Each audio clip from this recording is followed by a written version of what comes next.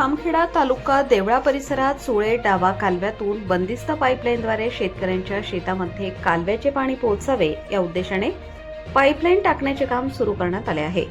मात्र संबंधित एजन्सीकडून हे काम सुरू करून महिनाभराचा कालावधी लोटला असतानाही काम अत्यंत संथ गतीने सुरू असल्याने शेतकऱ्यांमध्ये तीव्र नाराजी व्यक्त केली जात आहे।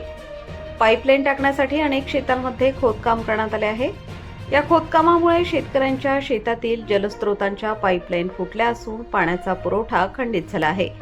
परिणामी काही शेतकऱ्यांनी लागवड केलेला भाजीपाला, भुईमूग, कोबीची रोपे आदी पिके पाण्याअभावी करपू लागली आहेत।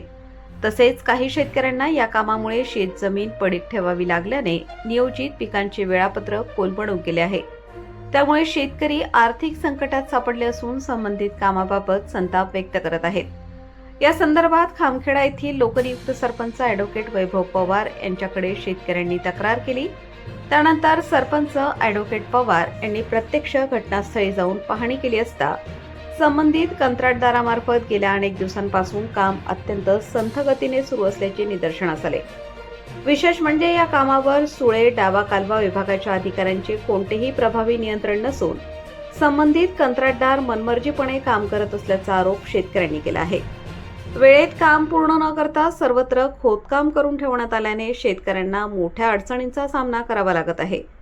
काही दिवसांवर पावसाळा येऊन ठेपला असताना ही कामे नेमके कधी पूर्ण होणार असा सवाल शेतकऱ्यांकडून उपस्थित केला जात आहे।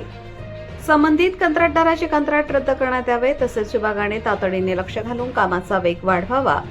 नुकसानग्रस्त पाईपलाईनची दुरुस्ती करून शेतकऱ्यांचे नुकसान भरून द्यावे अशी मागणी खामखेडा येथील शेतकऱ्यांनी केली आहे।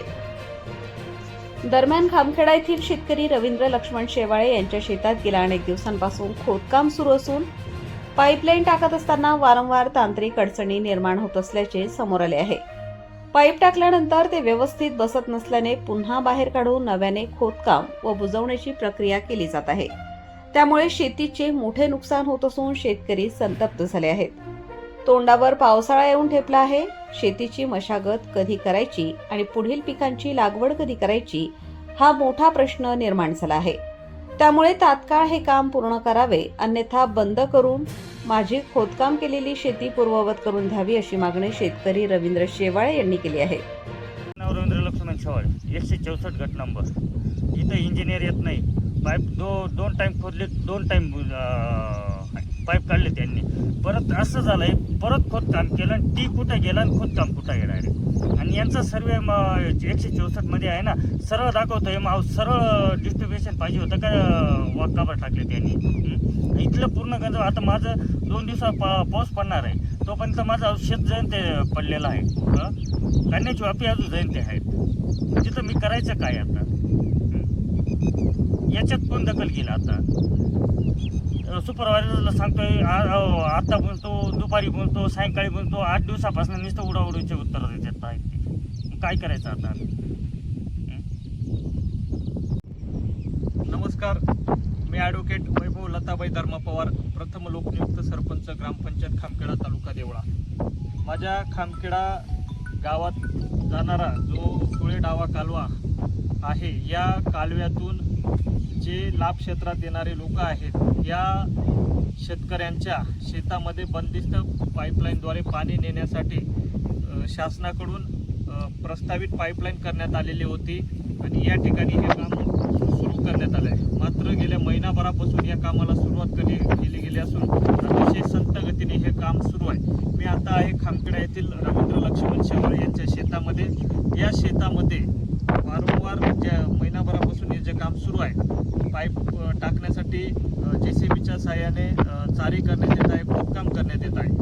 त्या ठिकाणी पाईप टाकल्यानंतर पुन्हा त्यांच्या निदर्शनास येतं की पाईपलाईनची दिशा चुकली आणि ते पाईप पुन्हा बाहेर काढण्यात येतात आणि पुन्हा खोदकाम करण्यात येतात आणि ती चारी बुजवण्यात येतात। आता जर इथं बघितलं, या ठिकाणी मी सांगतो की हा टी इथं बसवण्यात आलेला आहे, त्याच्या शेजारी चारी करण्यात आलेले। आता पुन्हा ही चारी बुजवण्यात येईल आणि या ठिकाणाहून परत चारी करण्यात येईल। अशा पद्धतीने हे काम जे सुळे डावा कालव्याचे जे काही अधिकारी आहेत यांच्या दुर्लक्ष या ठिकाणी होत आहे।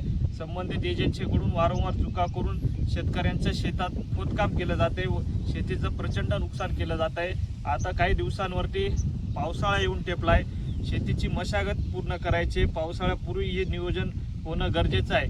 मात्र अशा पद्धतीने पूर्णतः हे शेत अडवून ठेवण्यात आले. अशाच प्रकारे अनेक शेतकऱ्यांच्या जे शेतातून जे पाईपलाईन जात आहेत अशाच पद्धतीने हे काम सुरू आहे. मी संबंधित प्रशासनाला इशारा देतो, जर हे काम लवकरात लवकर पूर्ण नाही झालं दिलेल्या आश्वासनाप्रमाणे, नाहीतर आम्ही हे काम बंद करू असा निर्वाणीचा इशारा आम्ही देत आहोत.